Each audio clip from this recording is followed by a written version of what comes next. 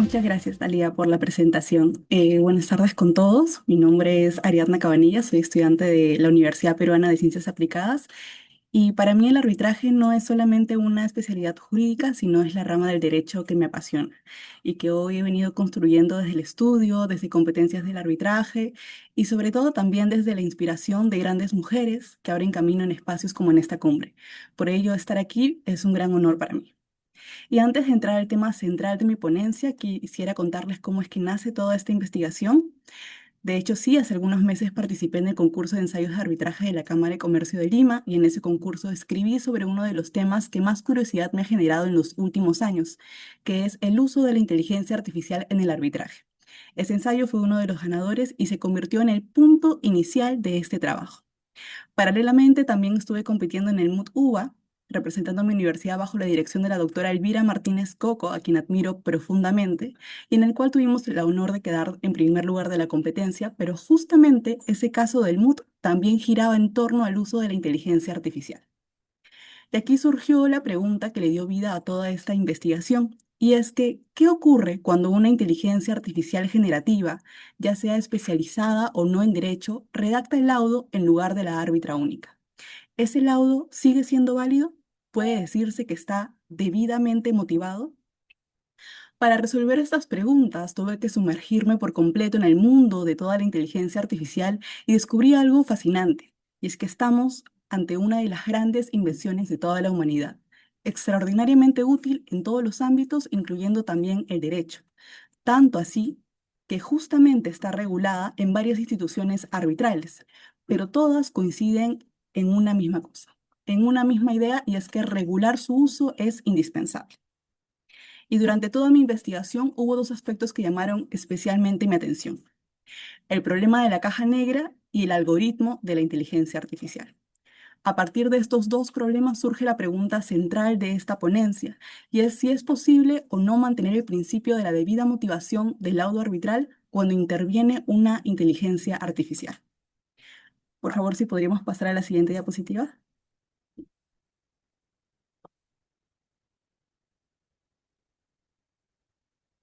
Bien, ¿qué es realmente el problema de la caja negra? Para explicarlo, pensemos en lo siguiente. Un árbitro, por cualquier motivo, decide apoyarse en una herramienta de inteligencia artificial. Carga todo el expediente, en escritos, contratos, correos, pericias, jurisprudencia, doctrina, hasta las transcripciones de la audiencia. Y tras procesar toda la información, le formula una pregunta: ¿quién tiene la razón? Y la inteligencia artificial responde con total seguridad: la parte A debería ganar el caso. Y la respuesta suena coherente, bien redactada y a primera vista parece razonable. Pero de inmediato surge el problema central, y es que nadie puede explicar cómo es que la inteligencia artificial llega a esta conclusión. Y ese es precisamente el problema de la caja negra, porque detrás de una respuesta que parece lógica hay un proceso que no puede ser visto, auditado ni reconstruido ni siquiera por los propios funcionarios que organizaron ese sistema. Y tal como señala Boris Pastralo, y cito: el camino que toma un modelo de inteligencia artificial para llegar al resultado no es identificable ni reconstruible por observación humana.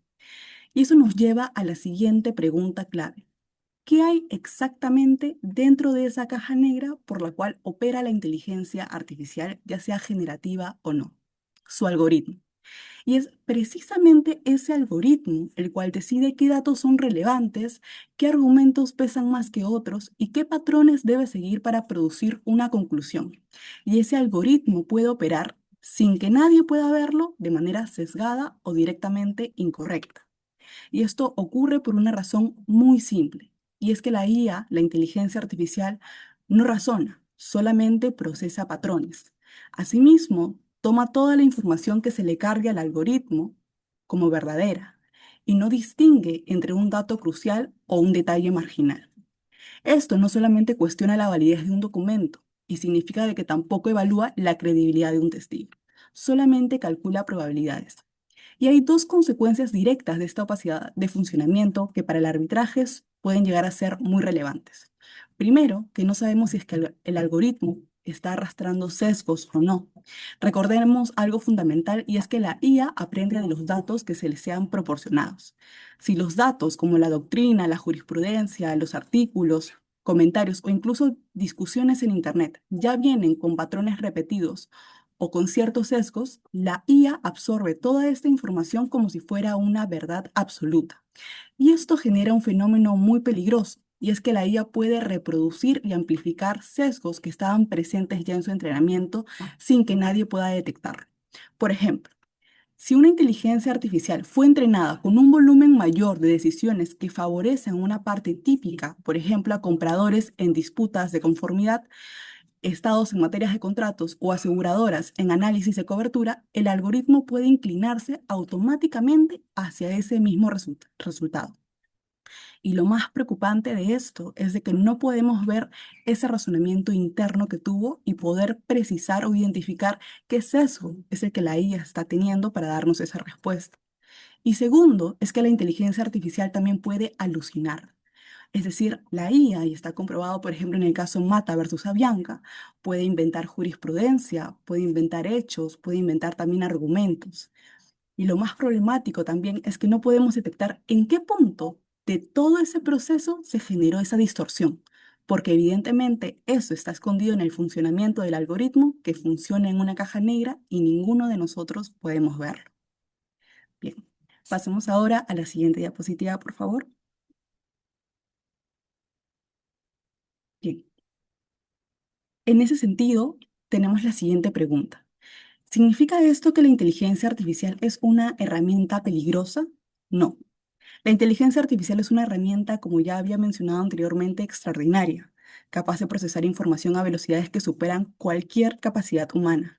Puede identificar patrones complejos, organizar datos masivos y en muchos casos ser un apoyo invaluable para el trabajo del árbitro. El problema surge únicamente cuando intentamos sustituir ese juicio humano. Y ahí se cruza con un principio esencial en el arbitraje, que es el principio de la debida motivación del laudo arbitral. Motivar un laudo no es solamente un formalismo. Motivar un laudo significa revelar las decisiones humanas del árbitro, los pasos de su razonamiento, cómo valoró cada hecho, cómo interpretó la norma, cómo ponderó las pruebas. Son razones reales, humanas, pero sobre todo reconstruibles, que permiten a las partes entender por qué es que se ha tomado una decisión y en última instancia confiar en la justicia de todo el proceso. Y en palabras de Redford and Hunter, menciona lo siguiente. La motivación es la prueba de que el árbitro ha reflexionado jurídicamente sobre el caso. Y este principio no es solamente doctrinal, sino que también está regulado legalmente en la ley modelos en UTMI, en la ICC, en la ley inglesa, suiza, francesa, que coinciden en una misma conclusión. Y es que el razonamiento del árbitro debe ser comprensible y también reconstruible. Ahora bien, un caso reciente también lo ejemplifica, y es que el caso de la Paglia versus Bell. Allí una parte solicitó también la anulación de un laudo porque el árbitro habría utilizado una herramienta de inteligencia artificial generativa sin informar a las partes y tampoco verificar el contenido de que esta IA había producido, lo cual, por ello, no es que estuviera en juego la redacción del laudo, sino el hecho de que el proceso decisorio había dejado de ser humano, comprensible o justificable para las partes. Por lo tanto, la mayoría de las guías y las directrices sobre la inteligencia artificial aplicadas al arbitraje se establece con claridad lo siguiente, y es de que el árbitro no puede delegar su función decisoria a una inteligencia artificial, debido a que se reconoce el riesgo que implica confiar en una máquina, algo que solamente puede justificarse mediante razón humana y juicio consciente. Hoy en la práctica, esa sigue siendo la línea roja más importante cuando hablamos de inteligencia artificial. En esencia, el desafío no está en la inteligencia artificial misma, sino en cómo ésta se utiliza. Bien, ahora pasemos a la siguiente diapositiva, por favor.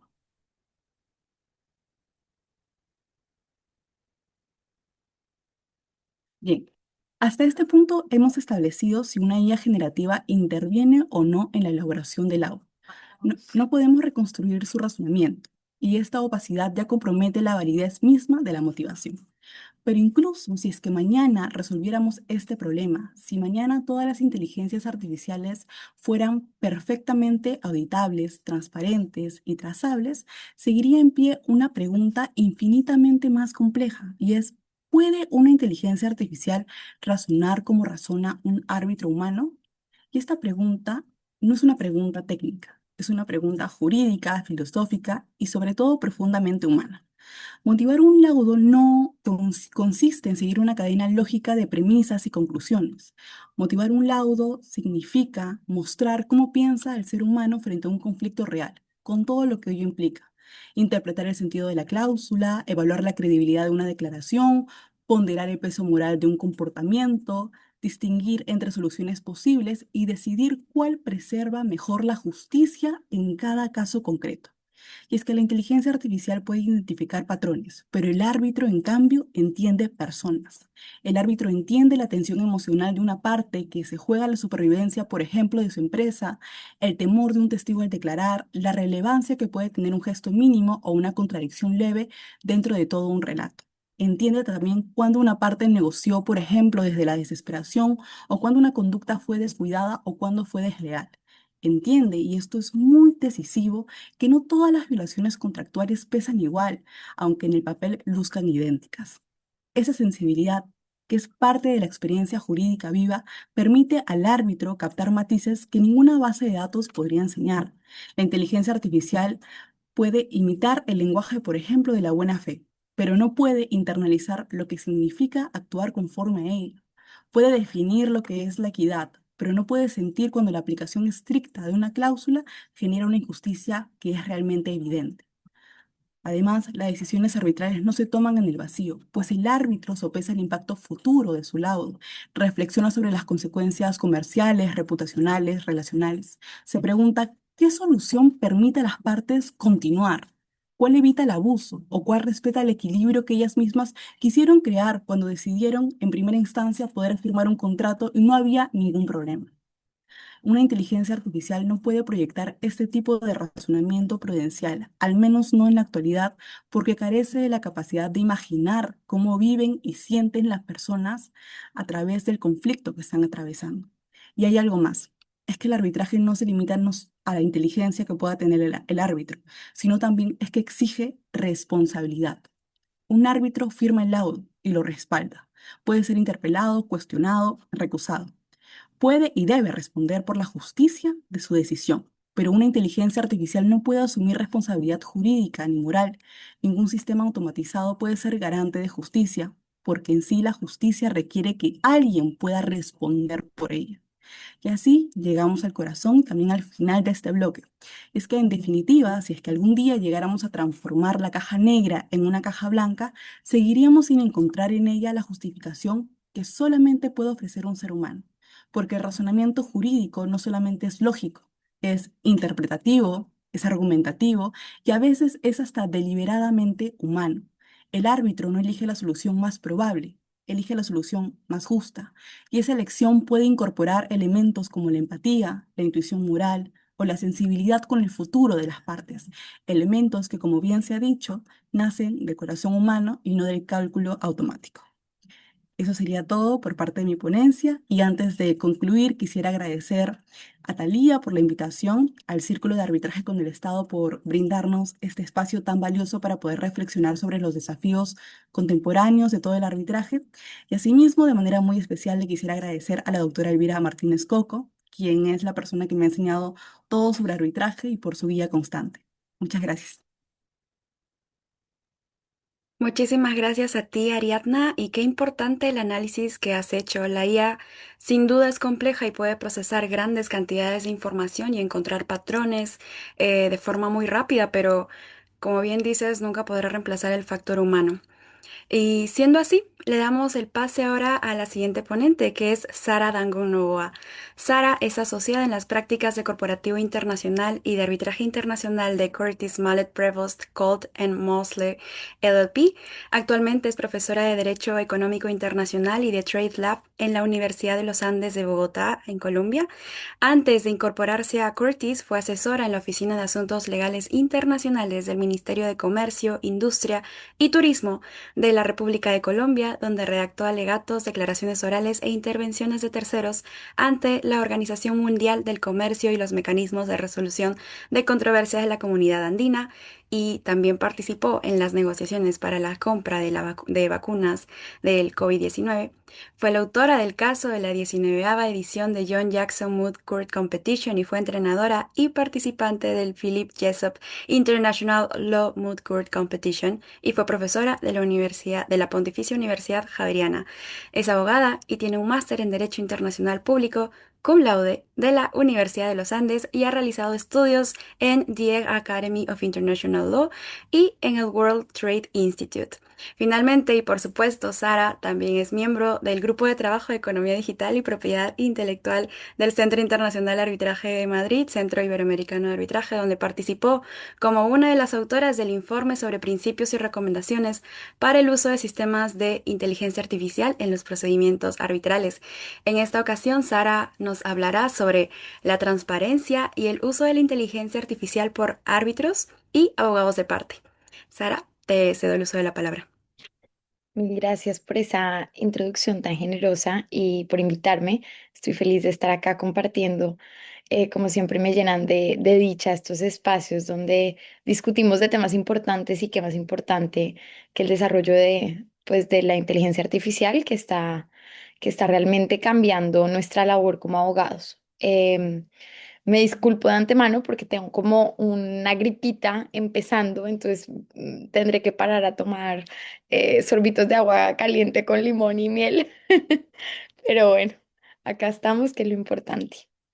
Em, yo de lo que creo que, como anunció Talía, quisiera hablar de la transparencia en el uso de inteligencia artificial en el arbitraje.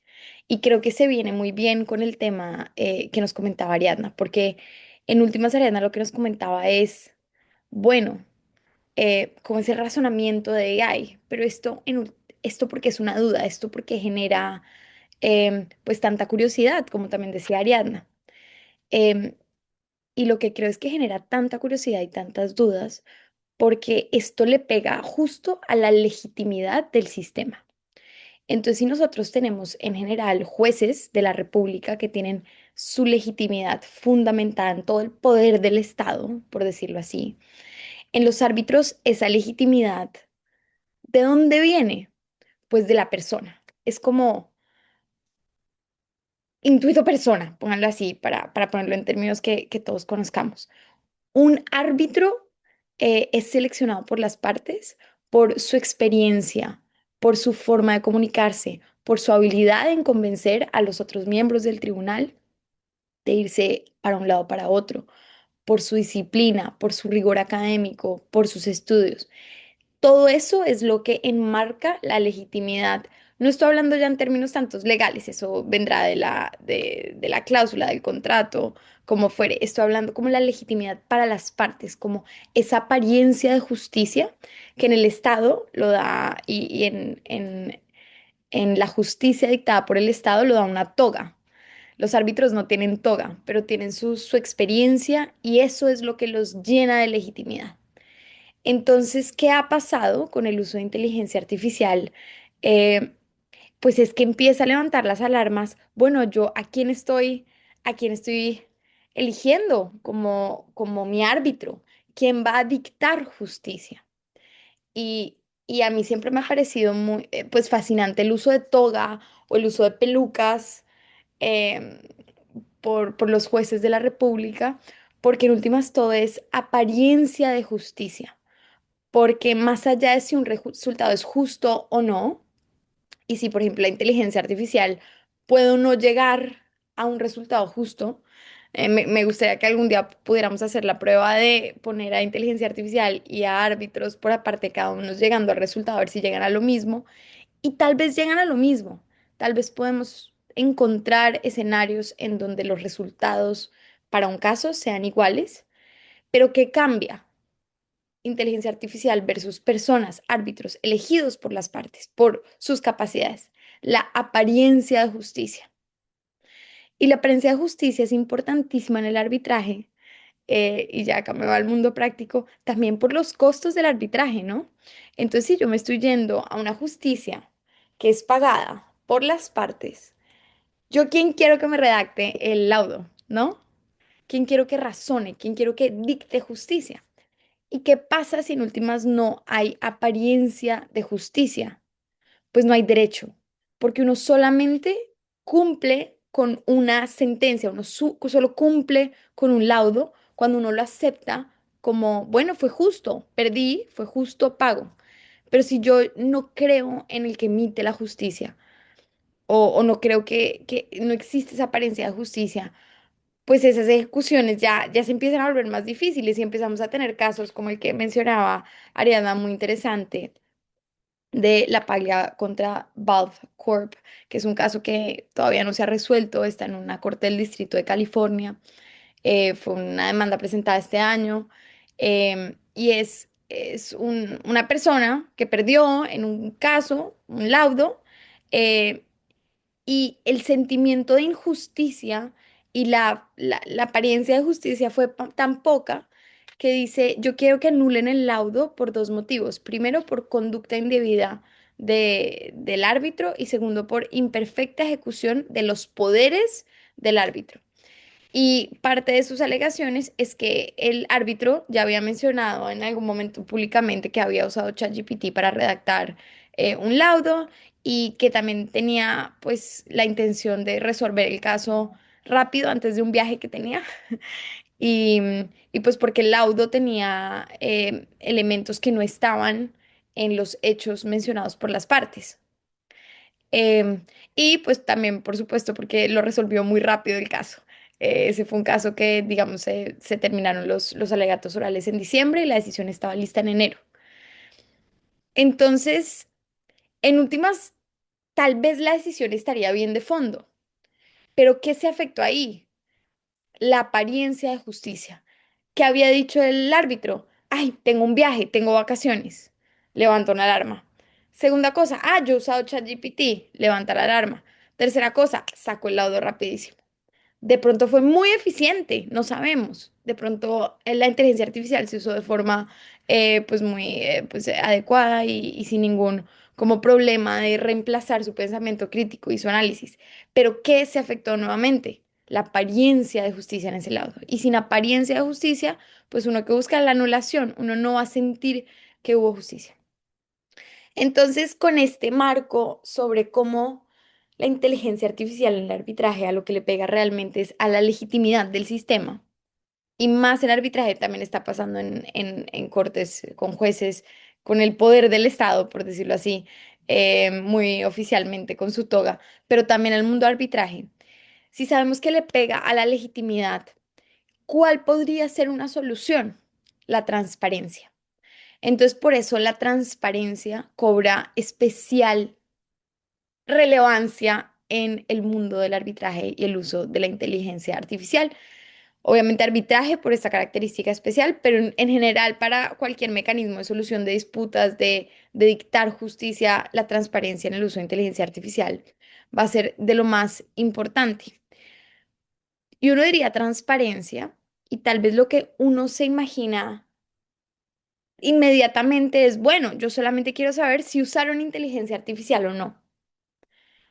Y ya vemos que hay ya sentencias donde dice esto fue usado, esto fue emitido usando inteligencia artificial. O incluso, y yo pues con algunos de mis estudiantes ya ponen en los trabajos, esto fue pasado por inteligencia artificial para revisar gramática. Entonces, esa transparencia ya está empezando a usarse. Pero cuando uno abre esa caja de Pandora de transparencia, se da cuenta que hay un dicho en Colombia que es no aclaren que oscurecen. Es decir, entre más uno trata de explicar lo que hizo, más se enreda, más se enreda. ¿Por qué? Porque ¿cómo se puede, y vayamos un paso atrás, cómo se puede usar inteligencia artificial en un caso? Y las formas que uno se puede imaginar es que es inimaginable. Uno lo puede usar en un primer momento para escoger el árbitro, ¿sí? O un árbitro lo podría usar para procesar los alegatos de las partes. Y también se podría usar en la parte probatoria, tanto para escoger cuáles son las pruebas son relevantes, como acá yo en este momento estoy haciendo litigio en los Estados Unidos y tenemos unos procedimientos de discovery muy extensos y extenuantes, pues para hacer la primera revisión de documentos, pero también se puede usar para redactar, también se puede usar para dar ideas, preguntarle qué podría pasar con esto, con lo otro, crear hipótesis. También se podría usar para justamente subir todos los documentos y decir, bueno, ¿quién ganaría con este parámetro, con este otro? También se podría usar simplemente para forma y redacción.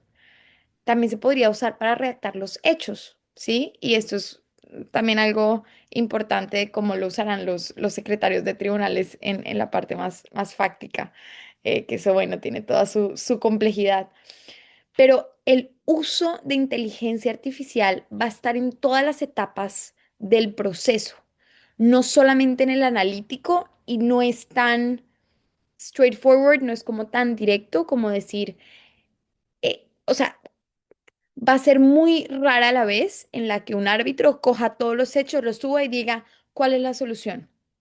El uso de inteligencia artificial generalmente va a ser por pedazos, va a ser no para todo el laudo, va a ser para cosas puntuales y va a ser una combinación de muchísimas herramientas. O usar inteligencia artificial para que me resuma una parte de los hechos, para que me analice un contrato, tal vez para que mejore la redacción de una parte que está poco clara y tal vez para empezar a pensar en hipótesis locas y ver cuál podría ser, por ejemplo, la implicación del laudo para, no sé, otros lados del futuro. Es decir, la inteligencia artificial, el uso no va a ser eh, único, va a ser en un mismo caso, incluso solo por un árbitro, va a usar inteligencia artificial de muchas formas. Entonces, acá la pregunta realmente es, ¿cuál de esas formas debe trigger, debe iniciar, debe activar la obligación de disclosure, de transparencia? De decir, yo he usado inteligencia artificial para esto.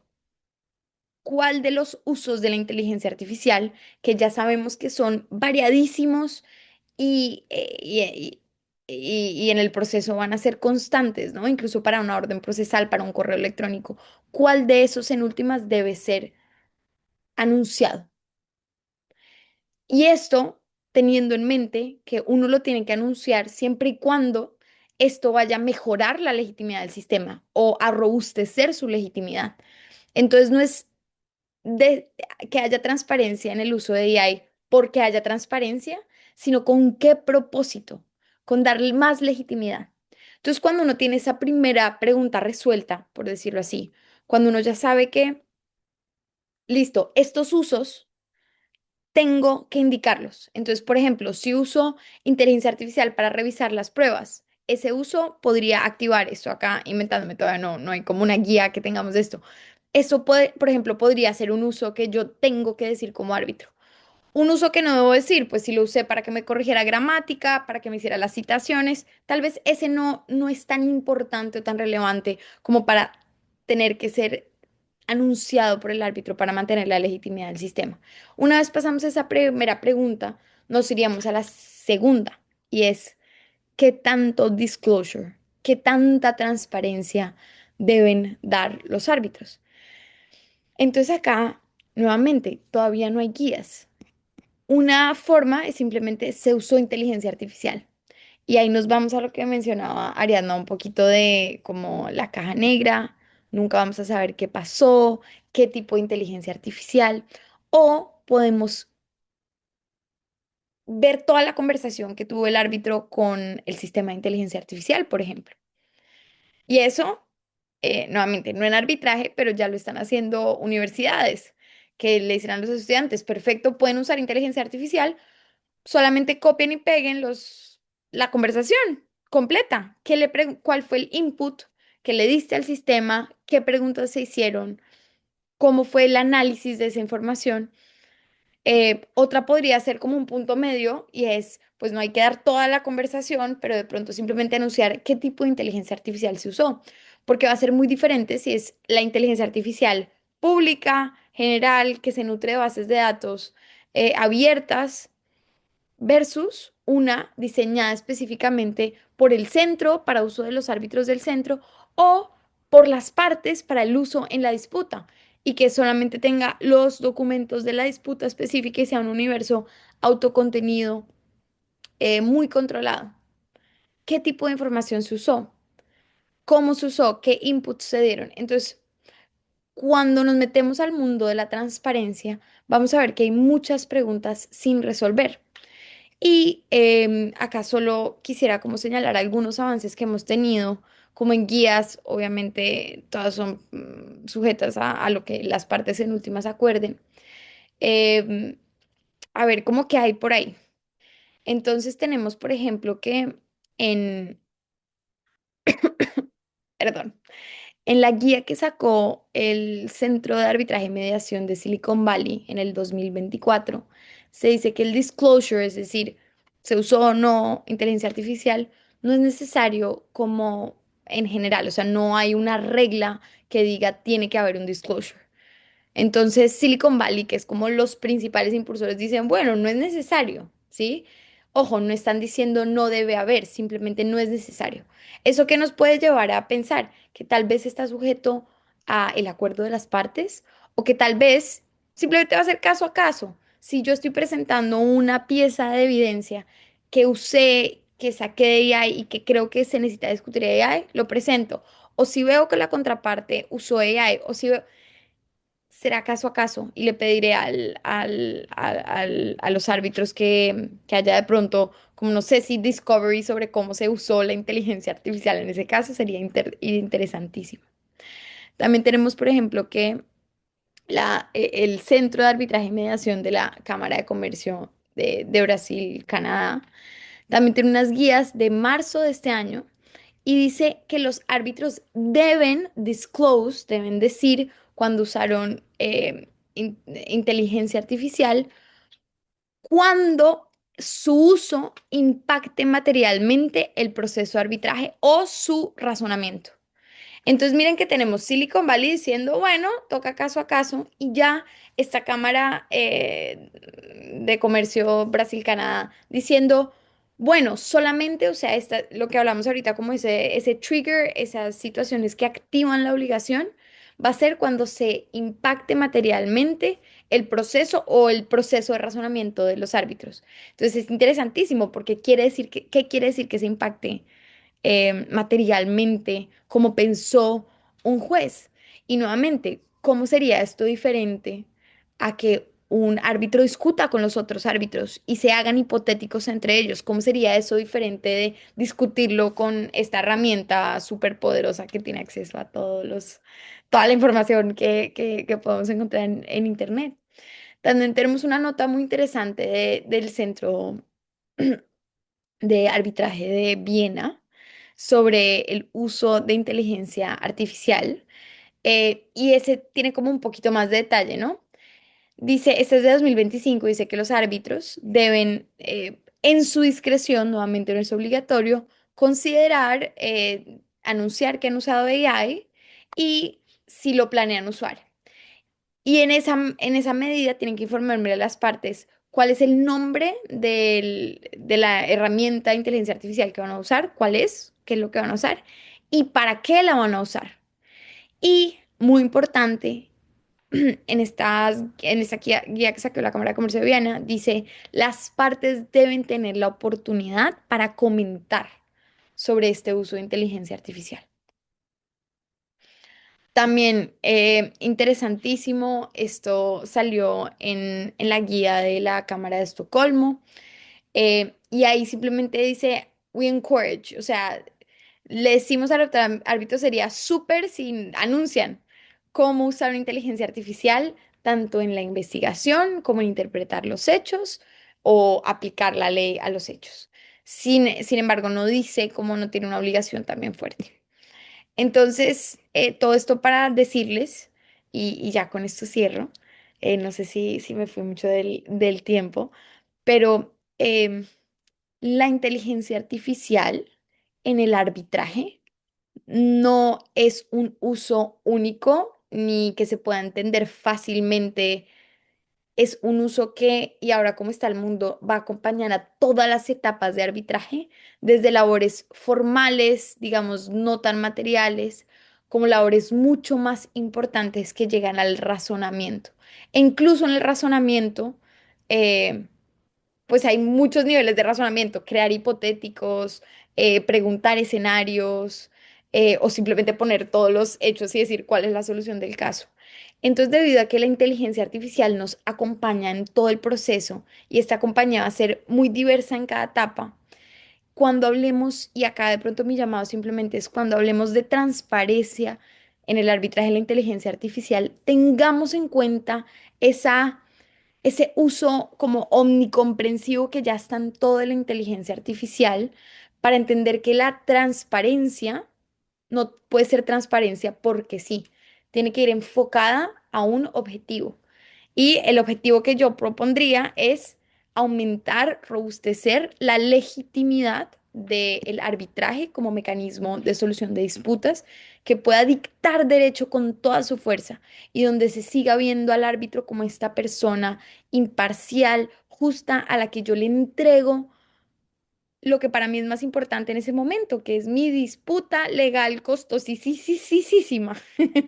Entonces, en esa medida, cuando hablemos de transparencia y en cada espacio que estén y tengan la oportunidad de descatar de eso, ver esos nuances, esa letra chiquita, qué es transparencia, en qué nivel y cuáles son realmente las actividades de los árbitros que ameritan que haya un disclosure y ese disclosure hasta dónde debe ser. Solo anunciar su uso, explicar cómo se usó o incluso mostrar todo el proceso con la herramienta de inteligencia artificial que se interactúa.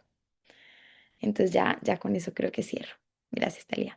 Muchísimas gracias, Sara, y qué interesante lo que mencionas, porque sí, al final la función del árbitro es una obligación intuito personae por precisamente la confianza que se le deposita en su criterio y pues que la legitimidad en el proceso es algo que se tiene que proteger porque pues sin apariencia de derecho no hay sin apariencia de justicia no hay derecho. Y ante ello, pues como bien mencionas, creo que la mejor respuesta es la transparencia.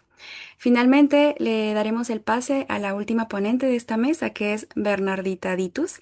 Bernardita es abogada de la Universidad de Chile, magíster en Propiedad Intelectual, Industrial y Nuevas Tecnologías por la Universidad Autónoma de Madrid, ex subdirectora de Marcas, Indicaciones Geográficas y Denominaciones de Origen del Instituto Nacional de Propiedad Industrial de Chile, especialista en litigación civil y asesorías estratégicas en materia de propiedad intelectual, industrial, competencia desleal y advertising law. Bernardita se ha dedicado por más de 15 años a la asesoría y defensa en materias de derechos de autor y conexos, marcas, patentes de invención, diseños industriales y otros activos intelectuales, habiendo participado en litigios claves de la jurisprudencia nacional. Durante sus primeros años de carrera trabajó como asociada en el área de litigios de Alessandri y compañía, un importante estudio jurídico de Santiago de Chile, representando a clientes en la protección de sus derechos intelectuales ante tribunales civiles y arbitrales. Luego de cursar el magíster sobre propiedad intelectual, industrial e intelectual de la Universidad Autónoma de Madrid en 2012, se integró a CAREI, uno de los estudios más grandes del país para formar el área de litigación en propiedad intelectual, desde donde asesoró a clientes en la protección estratégica de creaciones artísticas e industriales y participó en litigios de alta complejidad técnica. En 2019 se integra al Instituto Nacional de Propiedad Industrial como subdirectora de marcas, indicaciones geográficas y denominaciones de origen, participando en discusiones legislativas sobre temas de alta repercusión en la materia y en la revisión de criterios sobre registro y conservación de marcas comerciales.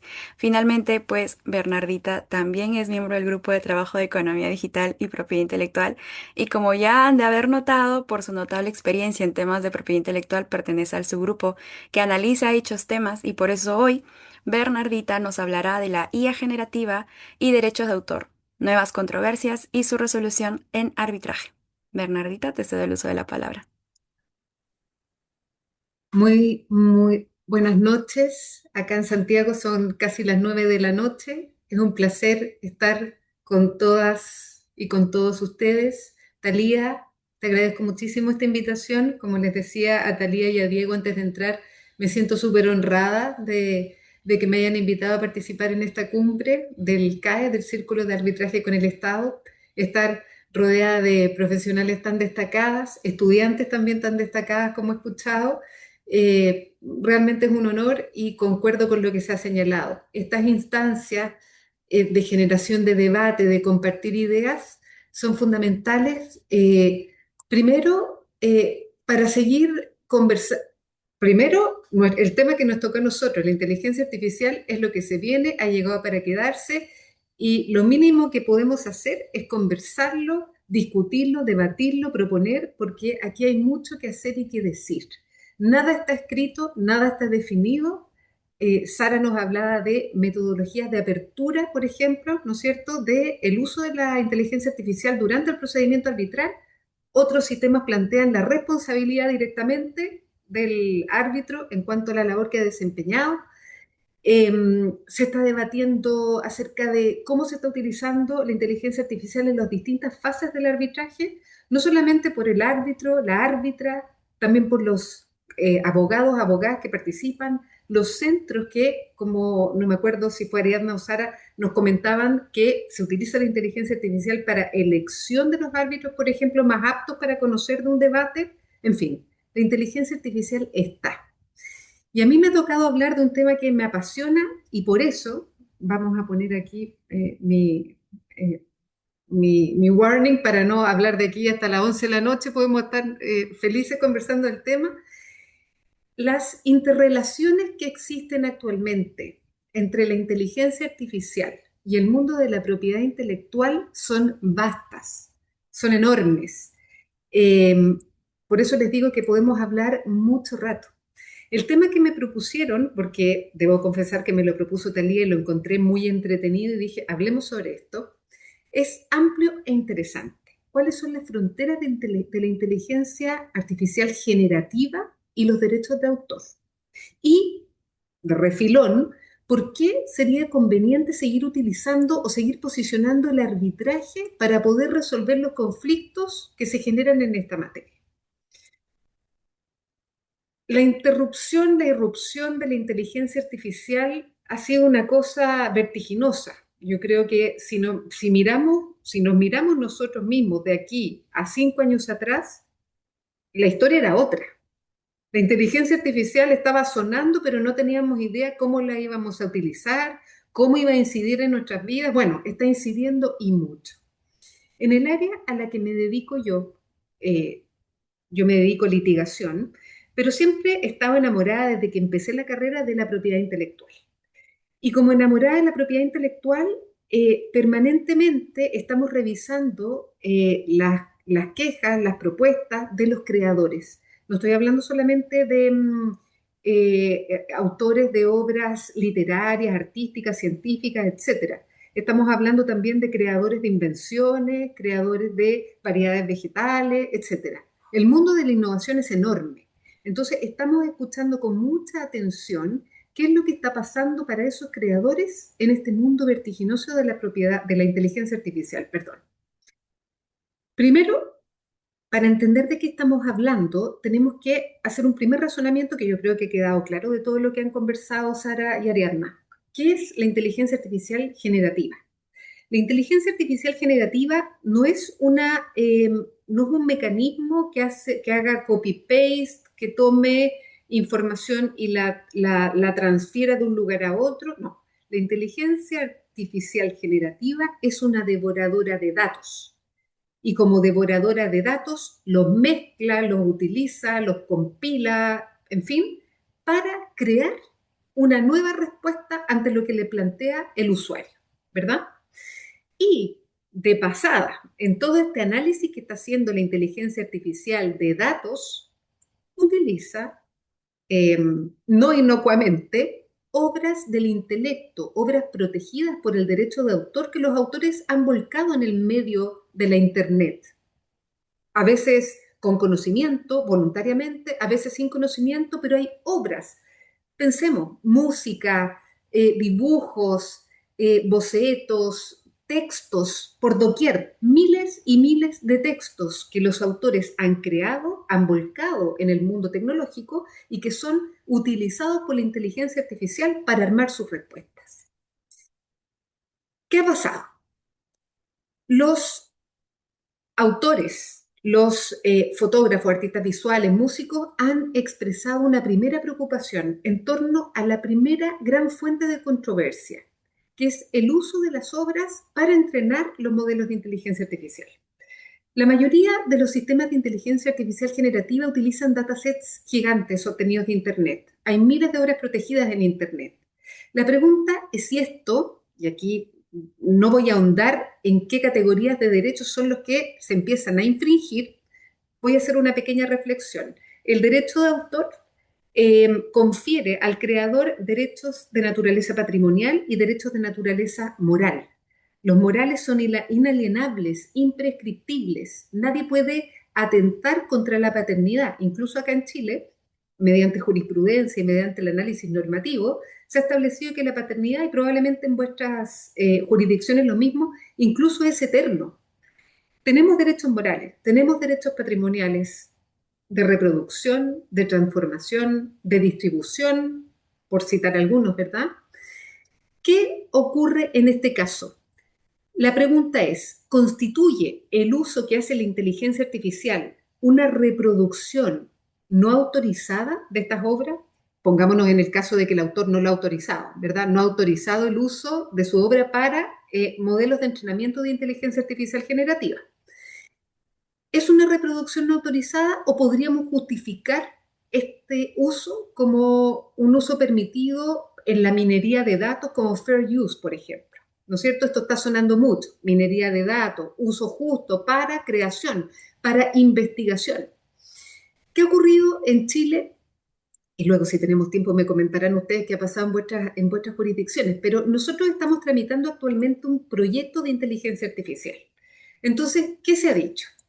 Se ha dicho que sería lícito sin remunerar. O sea, estamos estableciendo una nueva excepción a los derechos de autor. Ustedes saben que el derecho de autor tiene ciertas excepciones.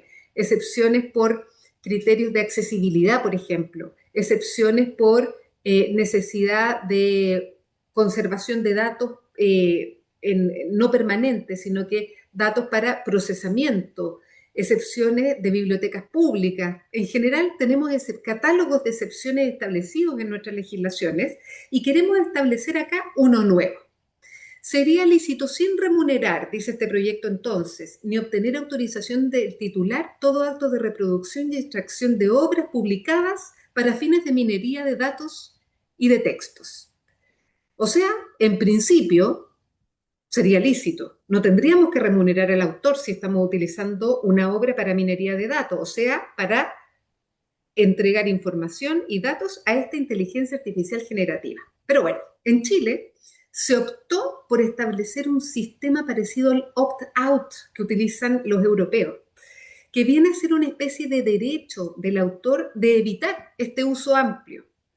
¿Cómo?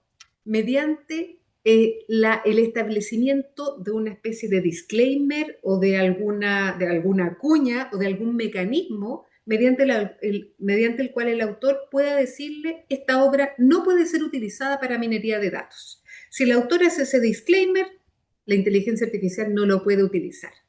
Miles de preguntas al respecto. ¿Qué mecanismo va a ser suficiente para entender que el creador hizo efectiva esta reserva? ¿Qué nivel de publicidad va a tener que tener esta reserva para que sea aplicable erga omnes? El asunto es complejo, el asunto no es fácil y ahí tenemos una pequeña, gran controversia. ¿Los autores pueden hacer algo? La primera controversia es esta, simple. ¿Pueden hacer algo los autores para evitar que sus obras las utilice la inteligencia artificial? Primera gran dicotomía.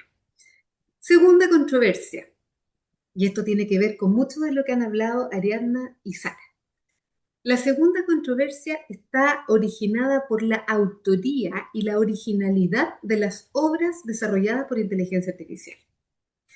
Reflexiono también a partir de nuestra legislación. La legislación chilena no establece expresamente que el autor de una obra intelectual deba ser un ser humano, no lo establece, pero es evidente y lógico si analizamos todo el contenido normativo. Primero, el plazo de protección, y esto también ocurre en sus legislaciones, se cuenta desde la muerte del autor. O sea, estamos hablando de una persona física, una persona humana que fallece, ni siquiera estamos hablando de una persona jurídica, no. Una persona humana fallece y desde ahí se cuenta el plazo de protección. Segundo, el contenido de los derechos morales solo tiene sentido cuando estamos pensando en un ser humano como titular. Y por otra parte, la originalidad. Este requisito ha sido desarrollado por la doctrina y tenemos que entenderlo en materias de derechos de autor como un requisito de novedad, pero no como la novedad que se exige para las patentes de invención. Cuando una patente de invención va a ser protegida es porque el invento no existe en ninguna parte del mundo, o al menos no es obvio obtenerlo a partir de todo lo que existe en el mundo, ya creado, en el estado del arte, como se llama. La originalidad en materias de derecho de autor tiene que ver con que la obra refleje de alguna manera el sello personal del autor, las características propias del autor, es decir, la psicología del autor. La pregunta no me la pueden responder porque estamos en este formato, pero es evidente. Una obra creada por una inteligencia artificial puede tener un sello de algo, puede tener una impronta del autor. La respuesta para mí es evidente, no, no la tiene.